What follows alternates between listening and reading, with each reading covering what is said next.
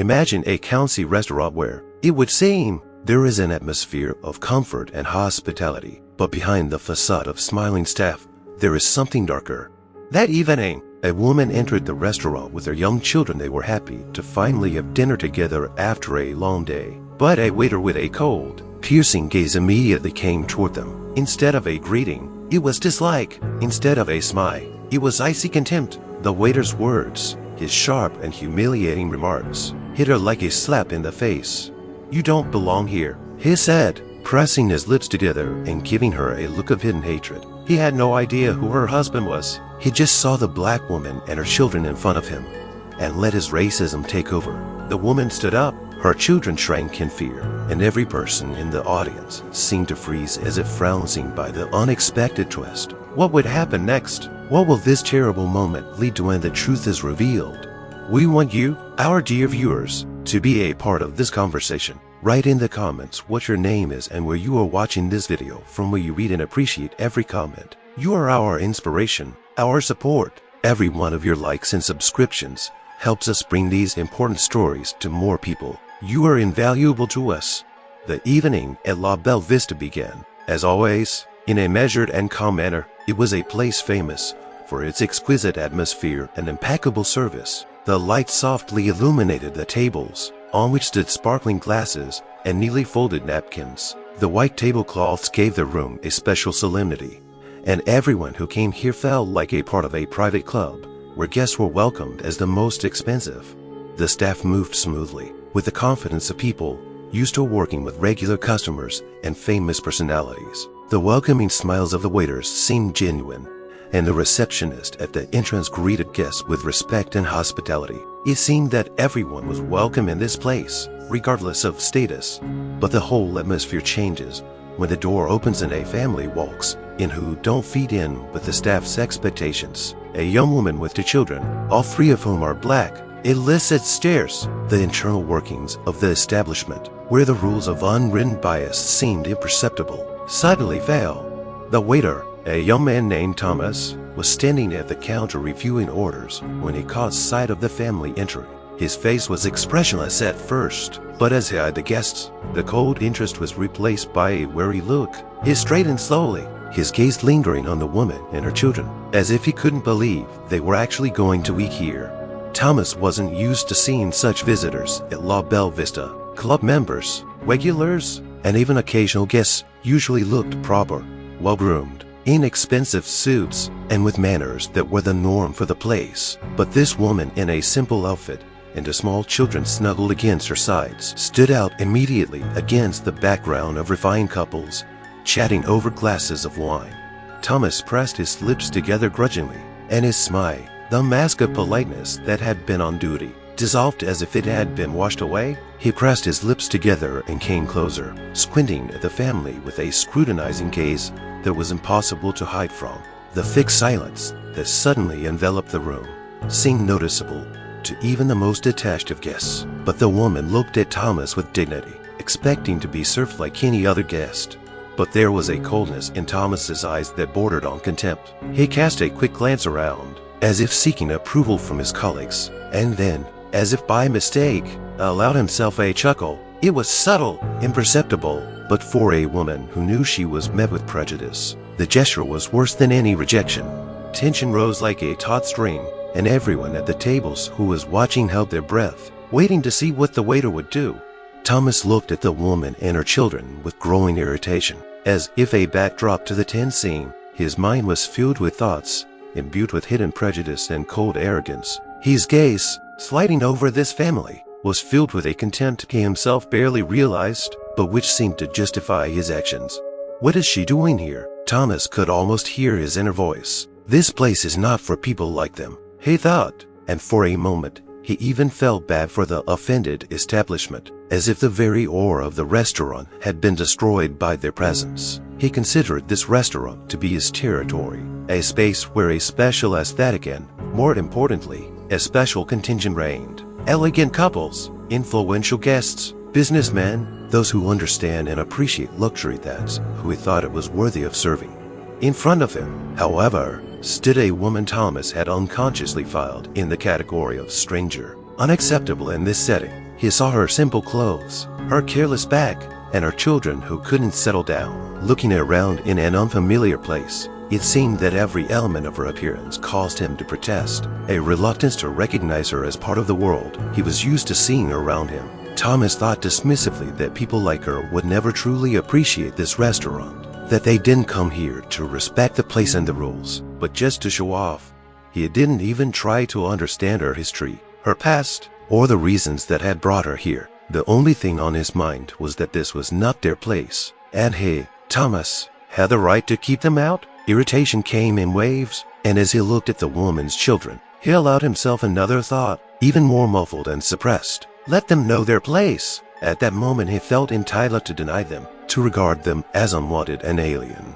On the outside, Thomas looked calm and unconcerned, but on the inside, thoughts and prejudices were simmering that strengthened his resolve to do what he thought was right. Thomas was seething inwardly, burned by the thought that this woman and her children dared to cross the threshold of La Belle Vista. He knew the place as more than just a restaurant. To him, it was a temple of sophistication, where only those who understood how to behave, how to dress, and, of course, who were good enough to be here were allowed in. One thought after another flashed through his mind, caustic and sharp as needles. Why did they come here in the first place? He asked himself the question over and over again. They don't belong here. They're just unnecessary trouble. He continued to think, feeling a quiet rage rising inside. To Thomas, this woman and her children were like a stain on the immaculate picture he'd been used to seeing for years. He looked disdainfully at her clothes, at her demure but insistent demeanor, at the children who looked at each other quietly, sensing the tension. They don't even know how to behave here. He continued indignantly. His gaze stopped on her children again, and in a moment his contempt grew even stronger. Why didn't they stay where they really belong? He thought, barely keeping himself from saying it out loud. To Thomas, these people were something like unwanted guests, those who would never appreciate the atmosphere, the efforts of the staff, or the nobility of the place. He knew that there were several regulars already seated in the hall, and that their attention would surely be caught by such an uninvited guest. Is that what they'll think of us now? Thomas thought with annoyance. As he imagined the disgruntled faces of the guests, he could almost physically feel their disapproval, though none of them even looked at the woman directly. We are not for the likes of them, Thomas mentally repeated over and over again, and the conviction strengthened his resolve to let them know they had the wrong door. His inner monologue was like a resounding drum pounding. They are superfluous here. They are not worthy of this place. In the back of his mind, he felt that he was doing more than his duties as a waiter. He considered himself the guardian of this space, the protector of its purity.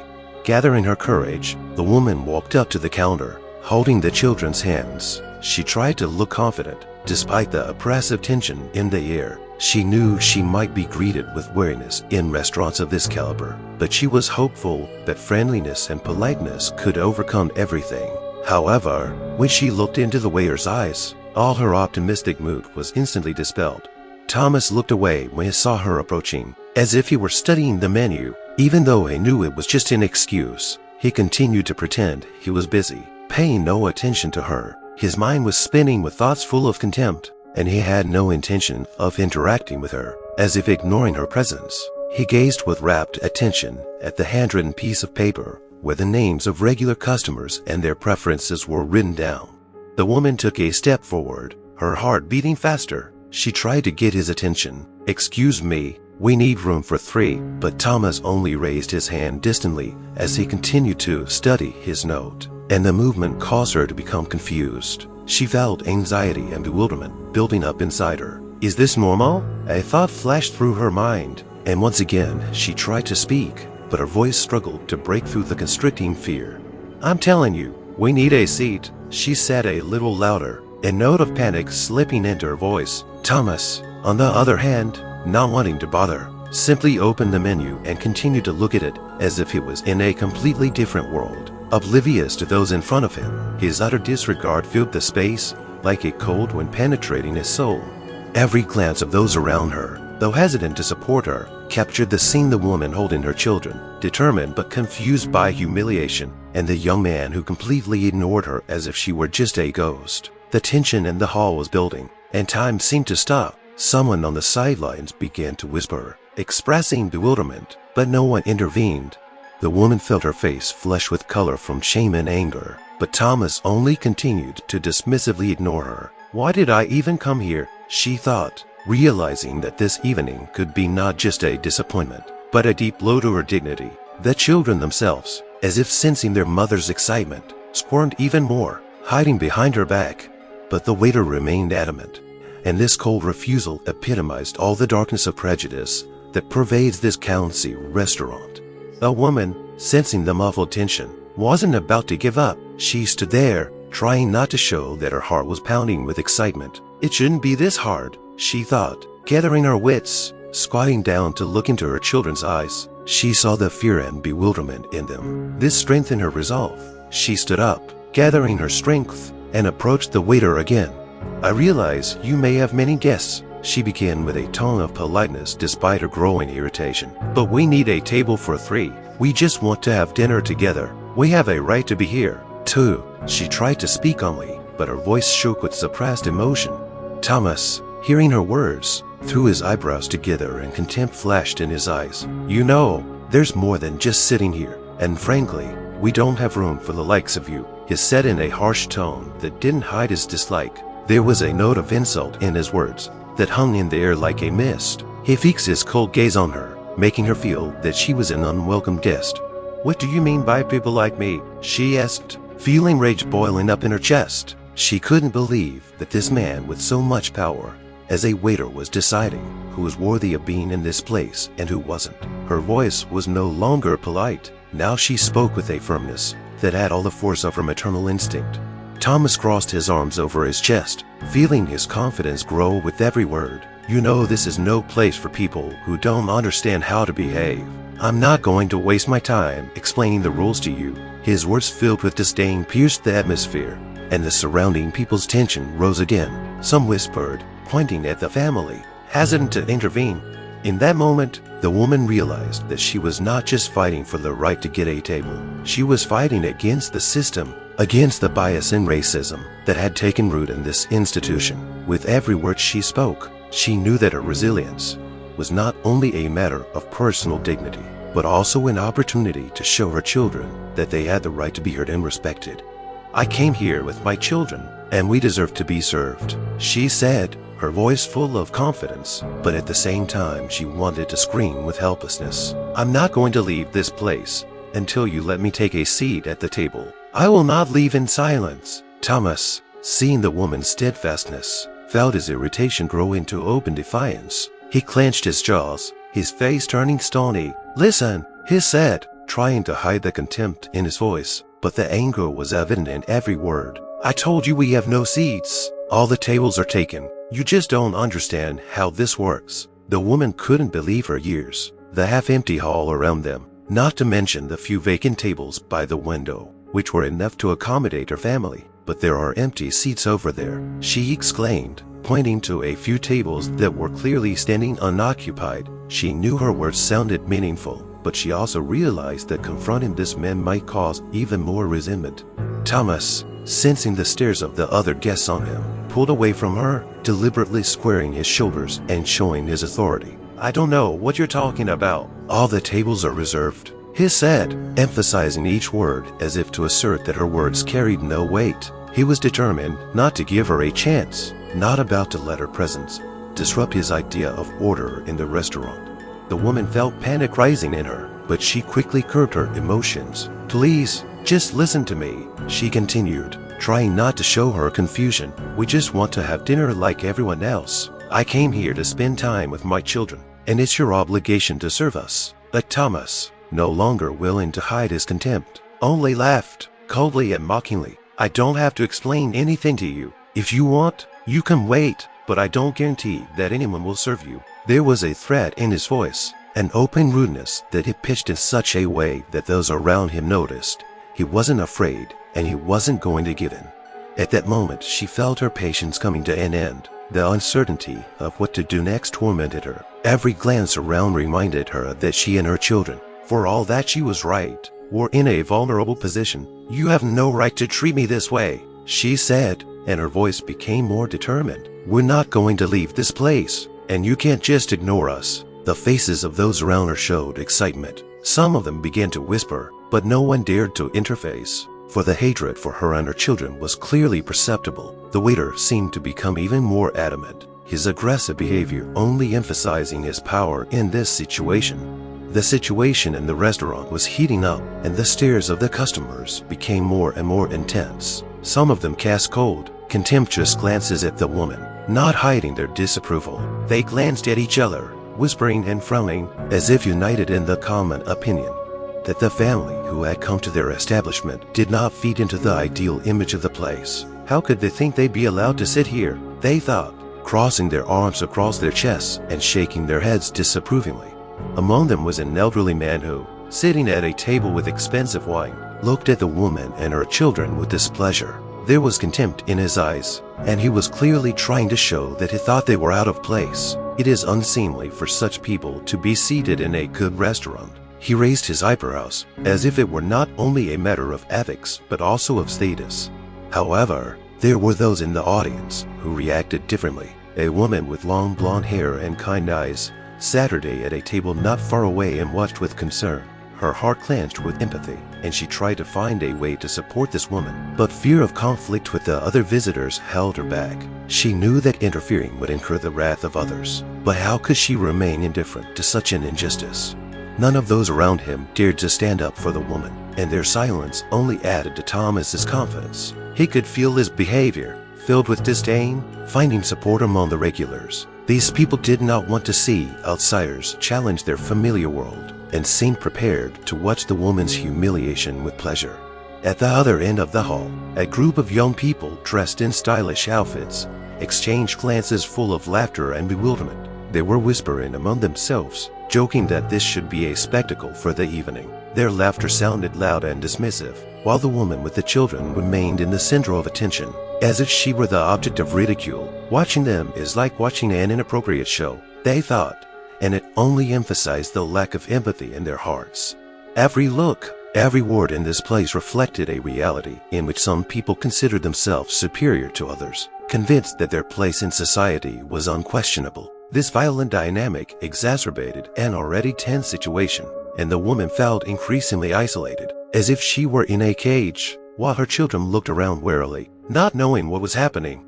In the tense atmosphere of the restaurant, fear and confusion became more and more palpable. The children standing next to their mother felt a dark cloud of hostility enveloping them like an icy wind, penetrating to the very corners of their little hearts. They clung to her feet, unable to understand what was happening, and saw protection in her presence.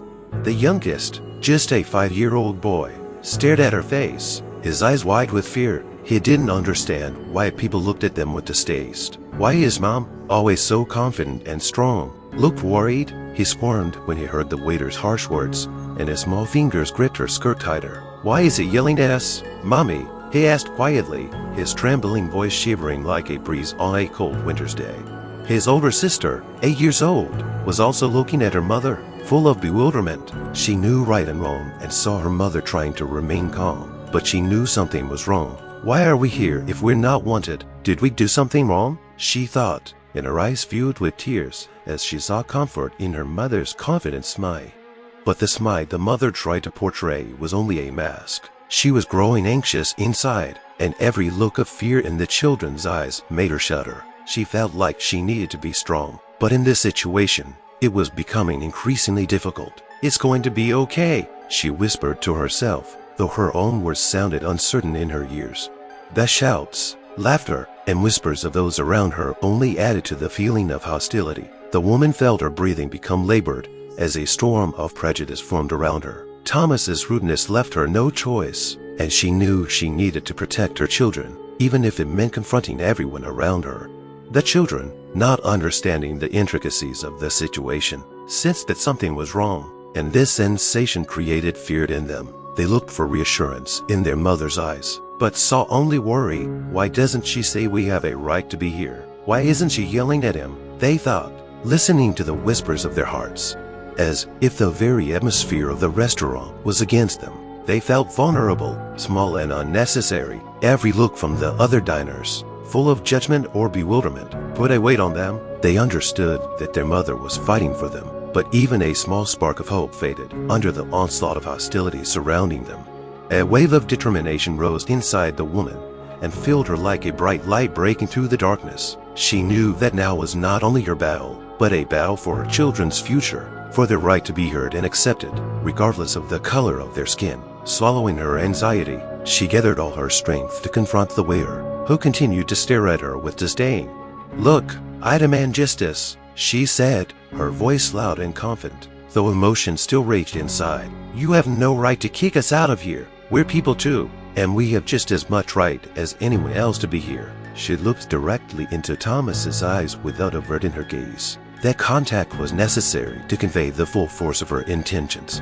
But instead of showing a modicum of understanding, Thomas only curled his lips in a contemptuous grin. "Justice," he said dismissively, crossing his arms over his chest. "You want justice in my restaurant. I don't have to explain anything to you. Go to the management if you want, but don't expect anyone to back you up." Hatred slipped into his words, as if he found pleasure in humiliation.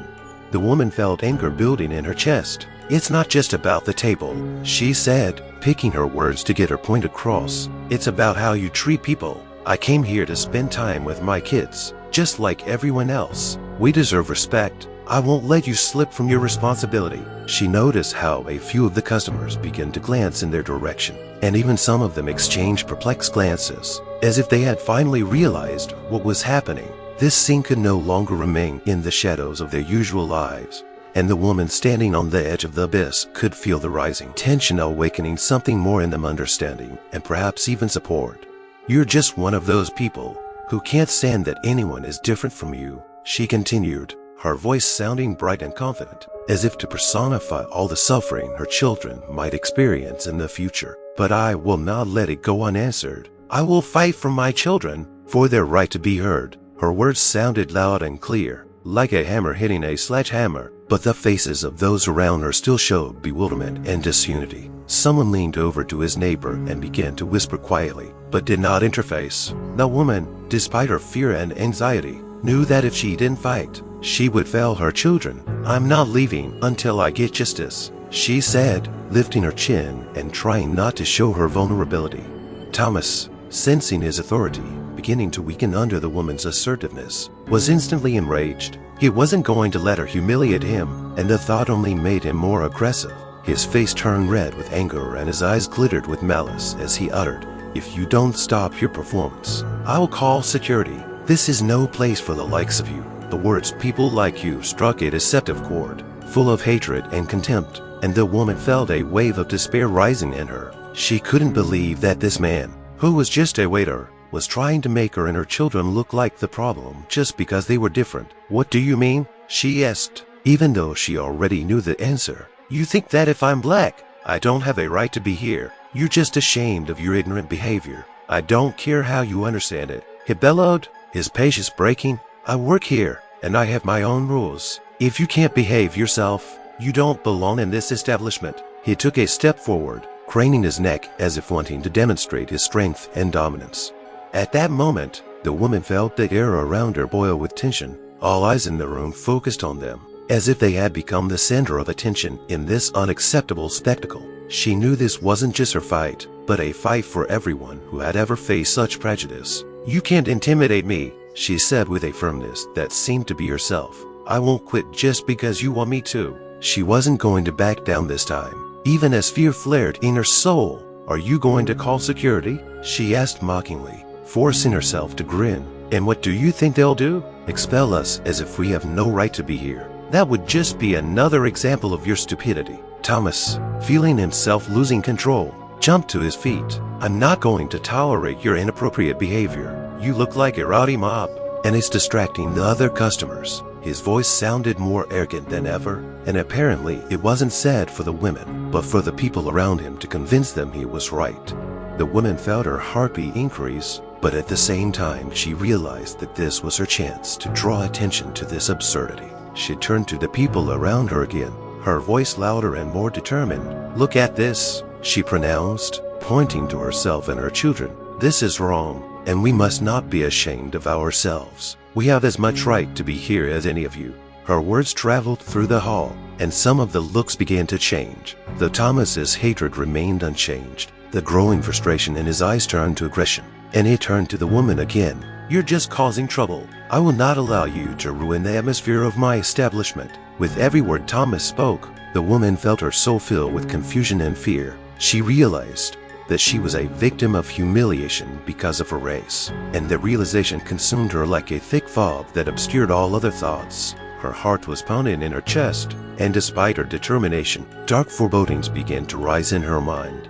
Every look around her became cold and merciless, as if they were all spectators in this disgusting spectacle, enjoying her suffering. She felt cornered, like an animal with nowhere to run. There was a weight on her shoulders, and each moment of waiting for judgment from those around her became more unbearable. Do they all really think like it does? She tormented herself, looking at the faces of the visitors, who seemed to judge her as something low and unworthy.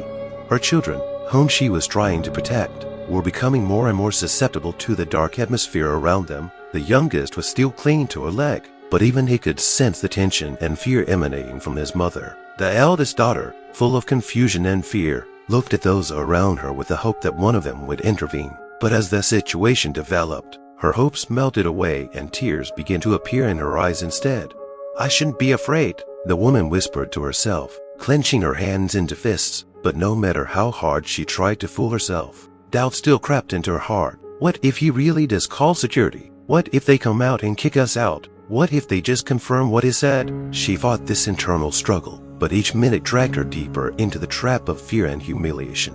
Thomas, noticing her hesitation, seemed to feel her confidence shaken. He was, in fact, savoring the moment as his aggression reached its climax. "As long as you are here, you will cause trouble. You have no right to demand respect when you yourself look like you come from some other world," he said, his voice sounding with a sneer, as if he had just given away his best trick.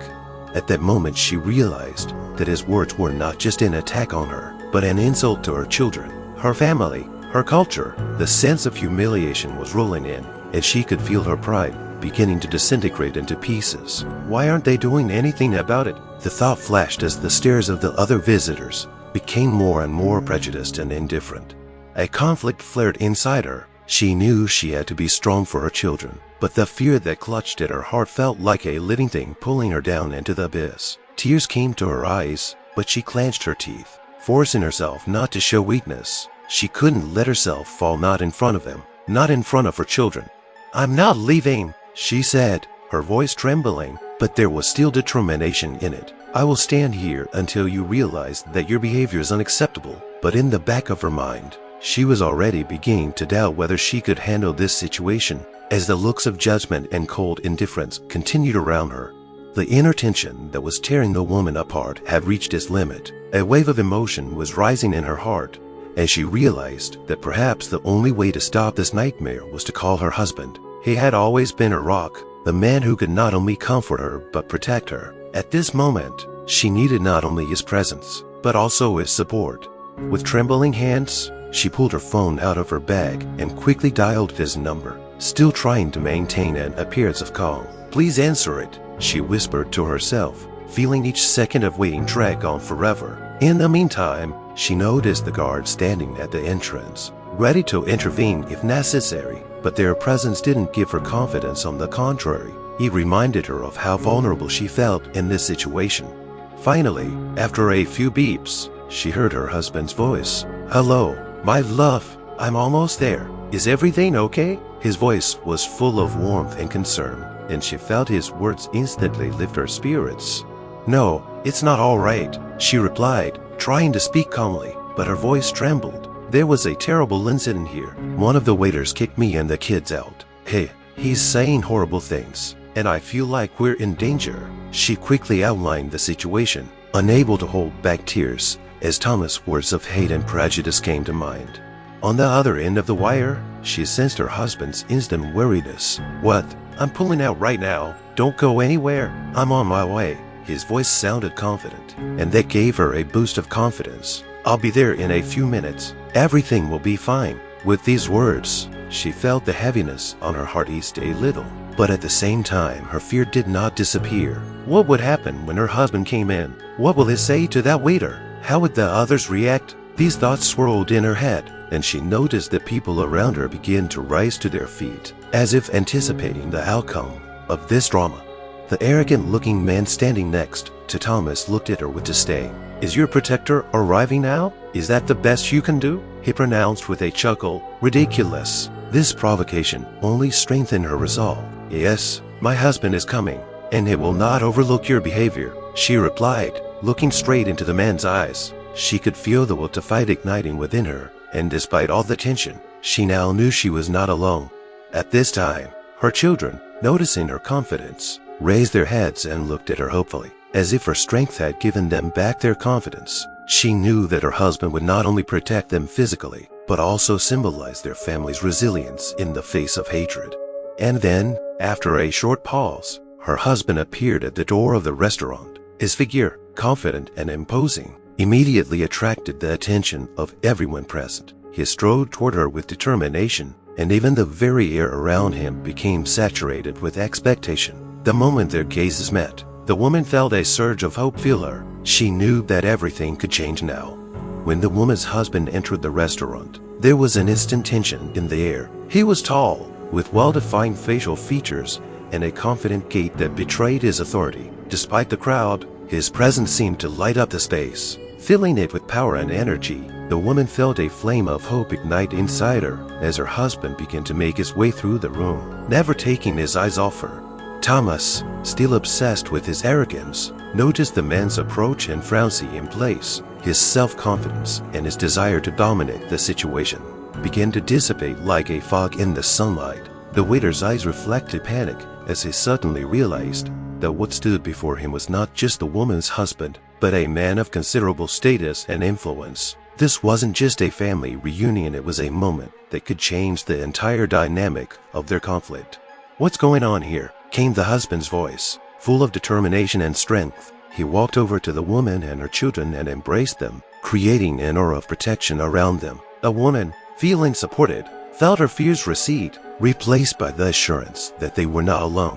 Thomas, rubbing his hands together nervously, gritted his teeth as his husband turned to him with an unkind look. "You seem to be putting on quite a show here," he said, his voice sounding with a slight sneer, but it no longer had the same confidence in it. "I heard the way you addressed my wife and children. That is unacceptable." The waiter felt his confidence begin to waver, and looking at his husband, he realized that his earlier attempts to humiliate the family might now backfire on him. "I was just doing my job," he muttered, trying to hide the confusion. "We have certain rules, and they have to be followed. Rules, or rules you made up to justify your bias." The woman's husband looked directly into Thomas's eyes without averting his gaze. His voice became cold, but full of inner strength. "You have allowed your hatred to overshadow your duties as a waiter. You have no right to decide who is worthy of being here and who is not." At that moment, the people around him began to whisper, exchanging perplexed glances. Some began to realize that the person they were seeing was not just a random visitor, but someone whose influence could make a difference. Expressions of support and agreement began to appear on people's faces as they began to realize that finally someone had decided to confront this racism. Thomas, noticing how more and more people were beginning to judge him, felt his strength leaving him. He didn't seem prepared for this turn of events, and his arrogance was beginning to fray at the seams. "I was just doing my job," he repeated, but there was no longer the same strength in his voice. "Were you doing your job? Or were you just trying to push away people who don't meet your expectations?" pronounced the woman's husband, his voice reminiscent of a thunderstorm gathering over the horizon. "If anyone has to leave, it's you, and I'm not going to let that happen. We have a right to be here, and I will get justice for my family." The woman stood beside her husband, her heart filled with pride. She watched as her husband, with considerable influence and determination, confronted the man who had so easily reduced her to the level of a problem. She knew that his presence had changed the course of events, and in the moment, a growing sense of respect and love overwhelmed her. Thomas, feeling his world crumbling, began to back away. "I didn't mean it," he uttered, but his words sounded unconvincing. "I was just carrying out my duties." "Your duties don't include humiliating people." The woman's husband threw in one last rebuke, his voice sounding like a sentence. "We will not tolerate your hatred." And if you're not ready to realize that, you better leave before it's too late. With these words, the tension in the air reached its peak. The people around them began to support the woman and her husband. Some of them even began to applaud, protesting against racism and prejudice. Thomas felt his lack of support, and finally his confidence completely crumbled. He cast one last hateful glance at the family and turned to leave, his footsteps sounding uncertain, as if he were running from his own demons. At that moment, the woman and her husband exchanged a look of hope and unity. This day was more than just another battle. It was a moment of victory over hate, and she knew that their family would stand together against any obstacles life might throw their way. As Thomas walked out the door of the restaurant, his whole body felt heavy. The confidence with which he had come forward for this fight was gone, leaving only confusion and confusion. He stopped for a moment, looking at the street, where the world continued to live its life without noticing his inner struggle. Different emotions were read on the faces of passersby. Some were surprised, others full of support for the woman and her family. And him, he felt his place in this society, being overshadowed by the shadow he had created. As if in a fog, he walked past storefronts where reflections of his own fears, doubts, and prejudices looked at him like an outsider. What have I done? He thought, inwardly tormented. The waiter, who had always considered himself an authority in his surroundings, had suddenly hit rock bottom, and the fall was painful. Every word he had uttered now echoed in his head loud, insistent, and accusatory.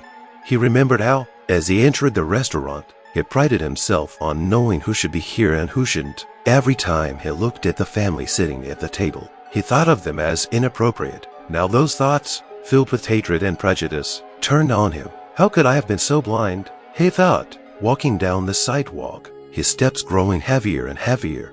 Thomas felt that his bias had done more than just offend this family. It could cost him his job, his reputation, and perhaps even his future career. Thoughts began to swirl in his head about the consequences of his actions. The restaurant may have had video cameras. The footage could be published on social media, and his face would be at the center of a scandal. He saw how his name could be inscribed on the list of those who had been victimized by public condemnation for racism and hatred.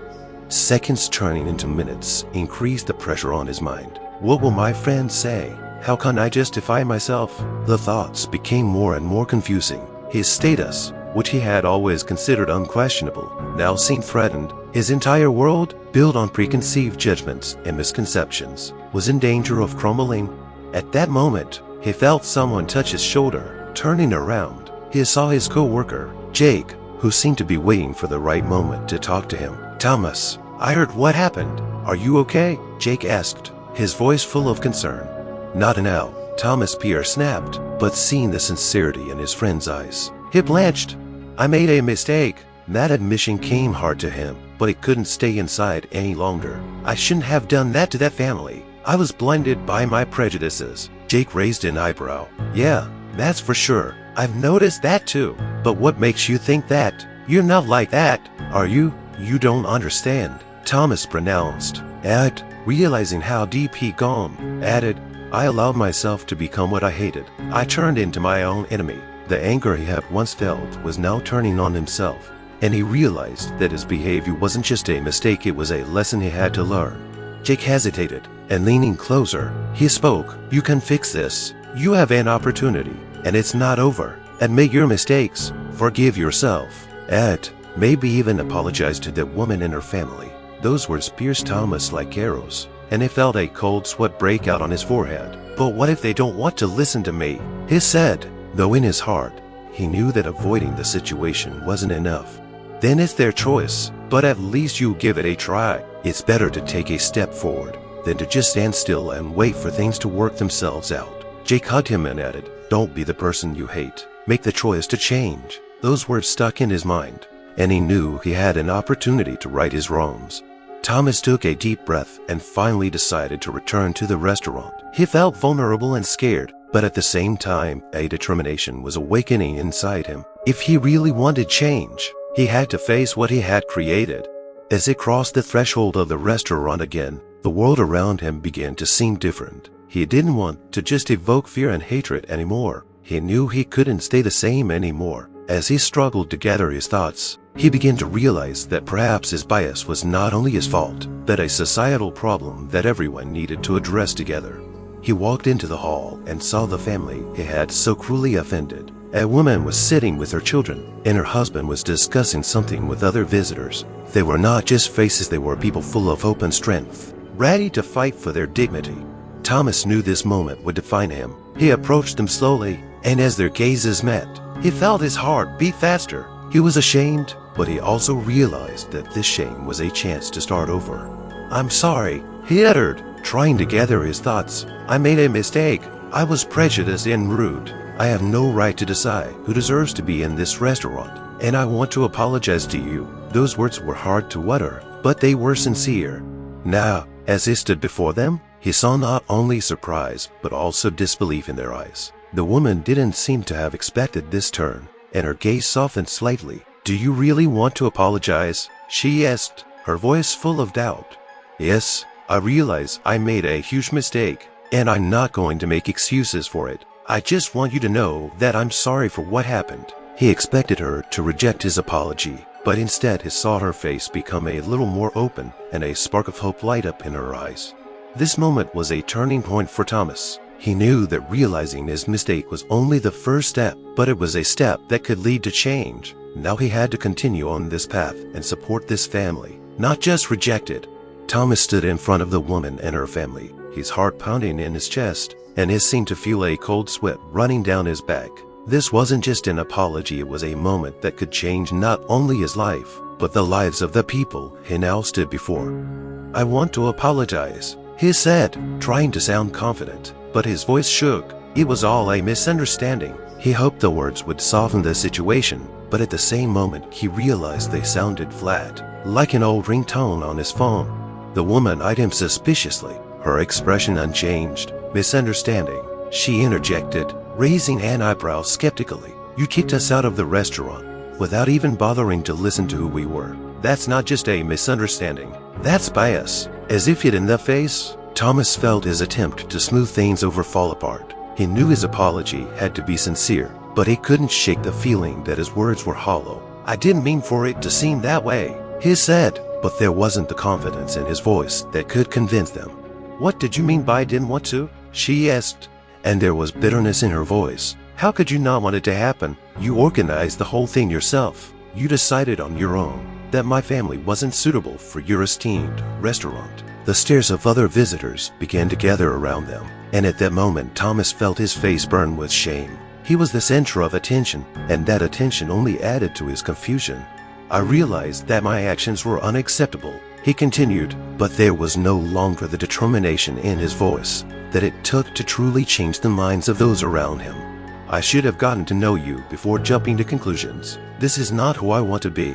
The woman, her face remaining as still as stone, stared at him, and her every word seemed to cut the air. "And how are you going to fix this? Words mean nothing if there's no action behind them." Her husband, standing nearby, added, "Words can mask hatred, but actions are what show your true nature." Thomas felt his own words hitting him like waves against the rocks. He realized that he couldn't just walk away from this situation without taking steps to fix it. "I want to try to fix it," he uttered, and his voice became more confident. "How can I do that? What can I do to show you that I'm sorry?" The woman seemed to soften a little. "First of all, you need to realize that racism isn't just a word. It's a system that affects people's lives, and you need to learn about your preconceived notions." Thomas nodded, feeling his consciousness expand. He knew that his bias was not only about what had happened today, but also about how he perceived the world around him. "I'm willing to learn. I'm willing to listen. I know I have to change my attitude and behavior." "That's a good start," she said, but her tone remained wary. "However, your apology sounds like you're trying to justify yourself. We need action to confirm your sincerity." The woman's husband continued, "In this world, it's not enough to just apologize. You have to realize that your actions can have consequences that go beyond a single incident." Thomas felt his emotions overwhelming him. He knew they were right. Apologizing was only the first step, and he needed to take real action to demonstrate his willingness to change. "I will be talking to the restaurant management about how we can make a difference," he stated emphatically. "I want to be part of the solution, not the problem. I can't change my past, but I can try to fix my future." There was silence for a while, and Thomas began to wonder if he had chosen the right words. He realized that it all sounded like ordinary phrases that could be spoken, but deep down he felt that this was really what he wanted to do. The woman and her husband looked at each other, and their gazes were full of distrust, but also hope for change. "Until you can prove your words with actions, we can't trust you," she said finally. "We don't want this to happen again." "I understand," he replied, and in that moment, he knew that words weren't everything. He was willing to put in the time and effort to rebuild trust, even if it took a lot of effort. "I'm going to start with myself and try to figure out how to get rid of my preconceived notions. I'm going to try to be someone who can do some good in this world." She nodded, and a spark of hope glimmered in her eyes. "It's going to be a hard road, but if you're willing to walk it, we're willing to help you. We can start by telling you about our experiences and what it means to be racist in our society." Thomas felt his heart fill with determination. He knew this was only the beginning of a long journey, but he was ready for it. His prejudice could no longer remain in the shadows. It demanded light, and he was ready to leave the darkness behind to take a step toward understanding and respect. The woman's husband, Stephen, stood back, his heart pounding with anger and pain for his family. He watched the humiliation his wife was experiencing and felt a growing resentment inside him toward this waiter in the restaurant that allowed such behavior. Every word Thomas uttered made him more and more displeased, and while he understood that everyone could have their own preconceived opinions, he couldn't accept that their family dinner was the stage for such disgusting discrimination. Stephen, by nature a peaceful man, always strived for dialogue and understanding, but at this moment it was difficult for him to remain calm. A wave of emotions was building up inside him: resentment for his wife and children, anger at the one who failed to see them as people and not just stereotypes. He knew his wife was trying to be restrained, but he felt it was time to protect his family and show that they would not allow themselves to be humiliated. Stephen slowly approached Thomas, who still didn't seem to realize how deeply he had offended them. "You think your words and actions can just get away with this?" he began, and you could feel the power in his voice that he was trying to control. "Not only have you humiliated my family, but you have demonstrated how easily bias can take over common sense." Thomas fidgeted nervously in his seat, looking into Stephen's eyes, but the man continued, "You think you can just ignore us because we don't feed into your idea of who can be in this restaurant? Yes, it's just an establishment, but it should be a place for everyone, regardless of color or status." Stephen could feel the confidence coming back to him, but along with it came responsibility. "I think it's not just my voice that matters here, but my actions. I have to do something to show that this is unacceptable. This situation shouldn't go without consequences." The waiter, confused, tried to excuse himself. "I didn't mean anything wrong. It was just a misunderstanding." "Misunderstanding?" Stephen repeated, his voice even more harsh. "The misunderstanding is that you haven't realized how your words and actions can hurt people.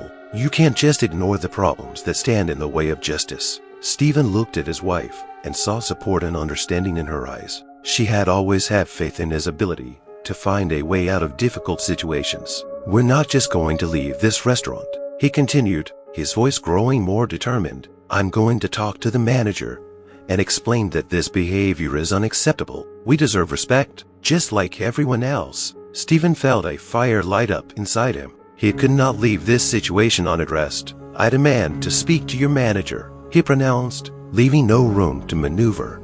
Thomas, realizing the gravity of the situation, began to back away. "Okay, I can get the manager, but no beers." Stephen interrupted him. "You need to realize that your behavior created this problem in the first place, and now you need to accept responsibility." Stephen stood before him with dignity, the determination in his voice making Thomas hesitate for a moment. He realized that he had run into a wall that would be difficult to overcome. Stephen noticed that the other visitors began to whisper, and some of them witnessed what was happening. This did not escape his attention. He realized that his actions could affect many people, and he was not going to give up. "Your job is not just customer service. You have a responsibility to create a safe environment for everyone. And if you can't do that, you don't belong in this profession," he said with firmness. At that moment, the manager entered the restaurant, and Stephen's eyes met his. "I hope you can help us deal with this situation," he said, his voice loud and confident. The manager noticed the tense atmosphere and came closer. What's going on here? He asked, his tone serious. Stephen felt this was his chance to make his position known. We are a family who came here for dinner. Instead, we were subjected to prejudice and rudeness by your waiter. We will not let this humiliation go without consequences. Stephen's words reflected in the eyes of the manager, who seemed to realize the gravity of the situation. I apologize for what happened, he pronounced, looking at Stephen and his family. This is unacceptable, and I promise that we will take action. Stephen, sensing that the situation was beginning to take a turn for the better, continued, I hope these aren't just words. We need real action to make sure this never happens again. The manager nodded. I will talk to the staff and provide training to prevent similar incidents in the future. I realize how important it is for all of our customers to feel comfortable and safe. Stephen felt the weight of hatred and prejudice begin to ease a little. Thank you, he said, but there was still seriousness in his voice. We don't want something like this to happen again. I hope you'll take this seriously. As the situation began to unfold, he looked at his wife and children. They were beside him, and in their eyes, he could see the pride in him for not giving up and defending their honor. I love you, he whispered to them, and they nodded in response, realizing that this was an important moment for their family. Stephen knew that this was only the first step in a long journey to fight bias and racism, but he felt that, along with his wife and children, they were ready for that journey. He hoped that their story would serve as an example to others, and they could help society become a more tolerant and just place. After the incident at the restaurant, Thomas felt the world around him begin to crumble. He walked out of the hall with his head down, unable to resist the stares of those around him. Every step it took distanced him from his former life, when he could consider himself an ordinary waiter in a county restaurant without thinking that his actions could cause such a resonance. Now he realized that his prejudiced behavior and inappropriate words had left a deep mark, not only on the soul of the family he had offended, but also on his own existence. When the manager, Mr. Harper, called him into his office, Thomas felt a chill run down his spine. He knew this conversation was not going to be easy, and his heart beat faster. Mr. Harper sat at his desk, his face serious and his eyes full of concern. Thomas, I need to talk to you about what happened today, he began, his voice sounding stern and confident. I have received numerous complaints from customers, and what you did is unacceptable. It's not just a mistake, it's a reflection of your preconceived beliefs that should have been left outside our establishment. Thomas knew that his behavior could not be without consequences, but he still hoped that he would be able to justify himself. I didn't mean to offend anyone, he uttered, feeling shame fill him. It was a misunderstanding. Misunderstanding, Mr. Harper repeated, raising an eyebrow. You humiliated this family simply because they didn't fit your stereotypes. Not only did you psychologically traumatize them, but you violated our principles. We always try to create an inclusive atmosphere, and you betrayed our mission. Thomas began to realize that his attempts to justify himself were only making things worse. A sense of hopelessness was growing inside him. I realized that this was wrong. I'm willing to undergo training to better understand the problems of bias and racism, he said, his voice trembling. Mr. Harper sighed, and Thomas saw his face soften a little. I'm willing to give you a chance, but that doesn't mean you'll escape the consequences. You must realize that your actions could have serious consequences, not only for you, but for the people around you. Thomas felt scared. He realized that his career at this restaurant hung in the balance, and every second spent in this office only increased his anxiety. What's going to happen to me? He asked, trying to hold back the tears in his eyes. We'll conduct an internal investigation and discuss your actions with the team, Mr. Harper replied, his voice less stern. You may need to attend a course on managing bias and racial inclusion. This will enable you to understand what needs to change in your attitude towards people. Thomas nodded, though everything inside him was screaming with fear. I'm ready, but I don't want to lose my job. I understand, but your future depends on your behavior and how you handle this lesson, Mr. Harper said. If you can't learn from your mistakes, I won't be able to keep you on the team. After the conversation, Thomas left the office with a sense of hopelessness. He realized that this was not just a conversation about work. It was an opportunity to change his life. He began to think about how it was his biases and fears that had led to these consequences and how he needed to change his thinking. Soon the office decided that Thomas should receive training on racial inclusion and cultural diversity. He was given the opportunity to work with trainers and spend time in workshops that helped him realize the depth of racism and prejudice in society. These lessons were not easy. They forced him to face his own fears and misunderstandings. Meanwhile, the family that was victimized by his behavior was not unaffected either. They decided that their voice should be heard and wrote an open letter about their experience at the restaurant, which soon went viral on social media. The letter unleashed a wave of criticism and dissatisfaction on the restaurant, and many people began refusing to visit until this situation was rectified.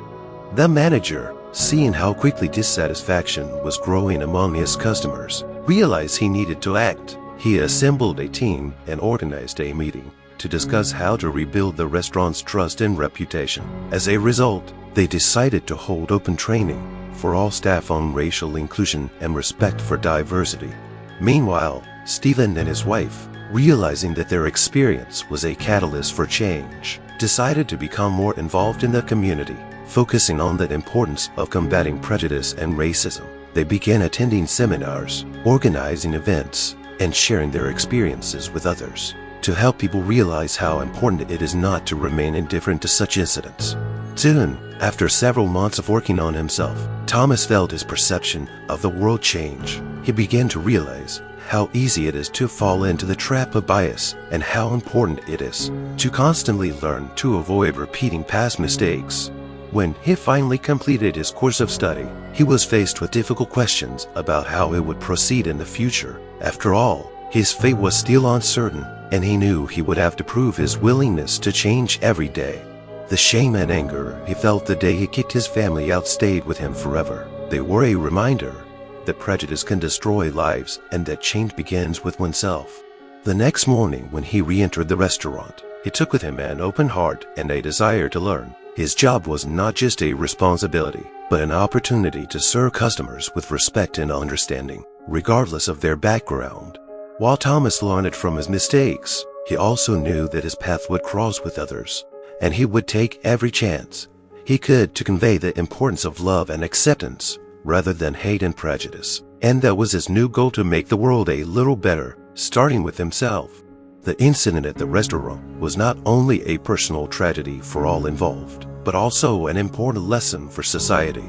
The family, faced with prejudice and rudeness, decided that they would not remain in the shadows and began to actively share their experiences. They realized that every case of racism and discrimination is not only a personal problem, but also a public one that needs to be discussed and solved.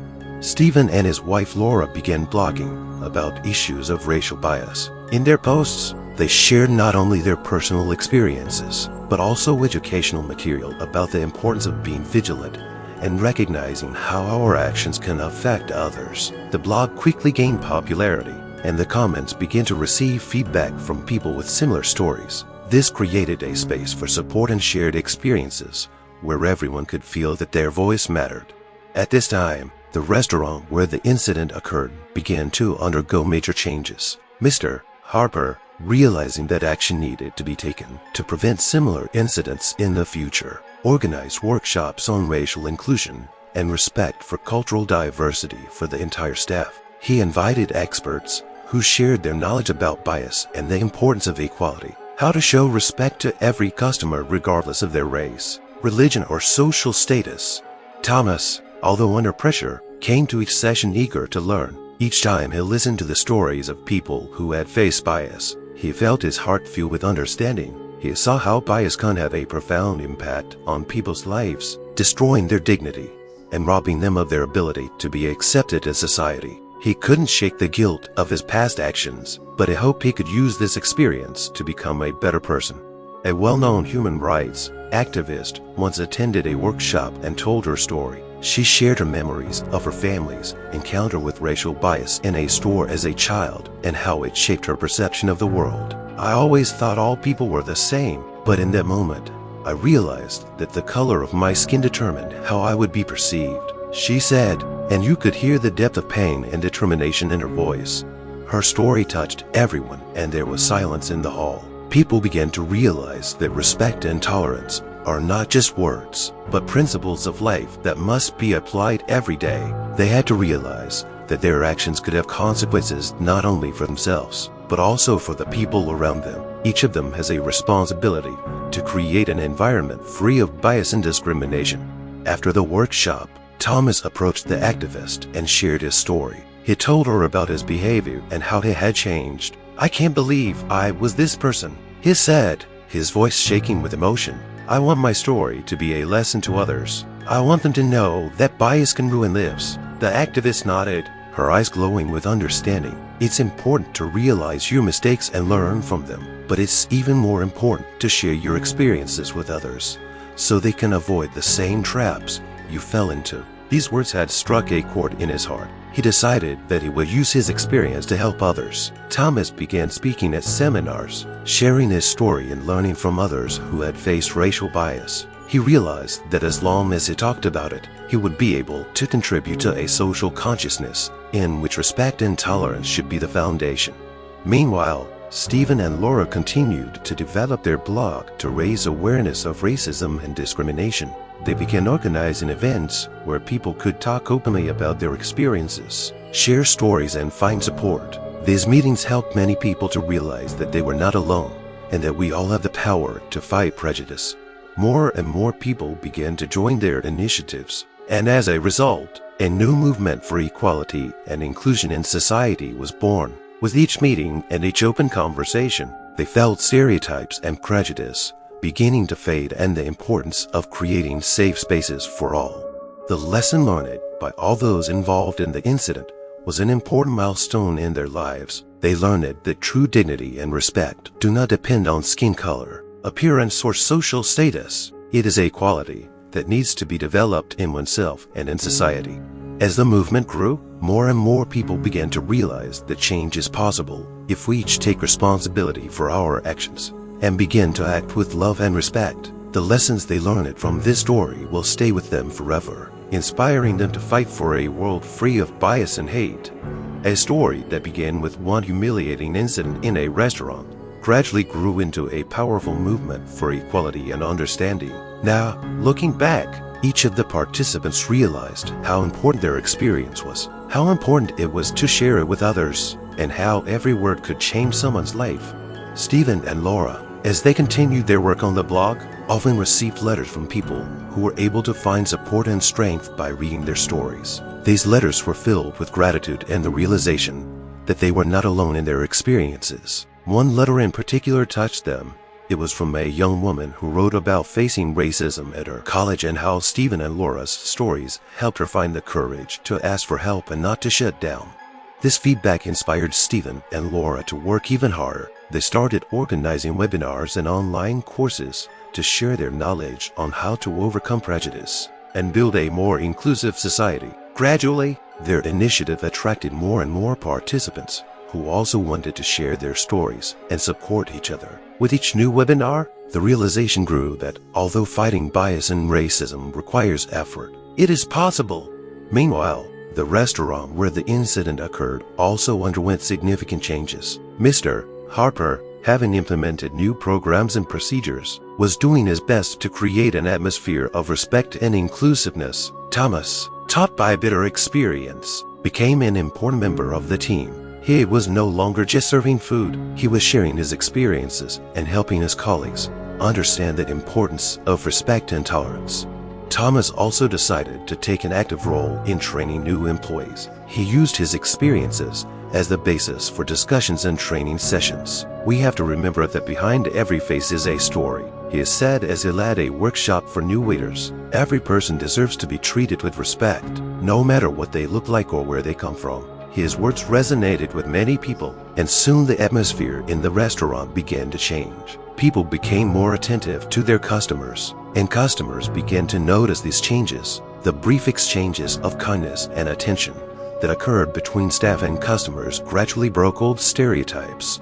The customers themselves began to participate in these changes. One of the regular customers, who used to support the waiter's behavior, came to the restaurant after all the changes happened. Seeing the new attitude towards customers, expressed his admiration. "I didn't know it was so great here," he said, talking to Thomas. You guys are making a difference. As if by magic, old resentments began to recede. People became more open to dialogue and began to realize that each of them could be part of the solution to racism and prejudice. It was a slow but sure path to creating a society free of hatred and division. In the months following the incident, Stephen and Laura organized a special event that brought people from all walks of life together to celebrate diversity and unity. The event featured performances from people of different nationalities sharing their stories, reminding everyone that everyone deserves to be respected and treated fairly. When it was time for the closing remarks, Stephen took the stage and looked out at the packed auditorium. "We are here because we believe in the power of unity," he began, his voice full of emotion. "Today we have witnessed how one incident can change the lives of many. But this is not the end, it is only the beginning. Each of us can do our part to create a world where everyone feels safe and respected. Let's do it together." The hall filled with applause, and in that moment, everyone felt that they were part of something bigger. The evening was a symbol of hope and strength, and everyone realized that change requires not only words but also action. A story of prejudice that began with humiliation turned into a powerful manifesto of respect, tolerance, and understanding. People learned that the importance of dignity and fair treatment is not limited to one story or one incident. These are principles that should be the foundation of our society. Stephen, Laura, Thomas, and many others realized that their experiences had become not only a personal struggle but a common goal, and they continued to move forward, fighting for a world free of prejudice and hatred. Each of them, their words and actions were important steps toward creating a better world where everyone can feel equal, regardless of color or background. This story will stay with them forever, reminding them that change is possible when we act together, with love and respect for each other, born out of deep fear and prejudice. This story showed how the power of unity and love can transform even the most dire of circumstances. With each new step the characters took, they proved that even in the darkest corners of society, light can be found if we strive for understanding and justice.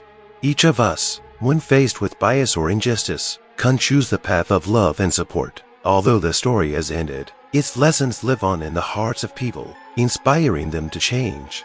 And let it be a reminder to all of us, everyone, regardless of their color, appearance, or background, deserves respect and fair treatment. May this story be the beginning of a dialogue and understanding that will change our society for the better.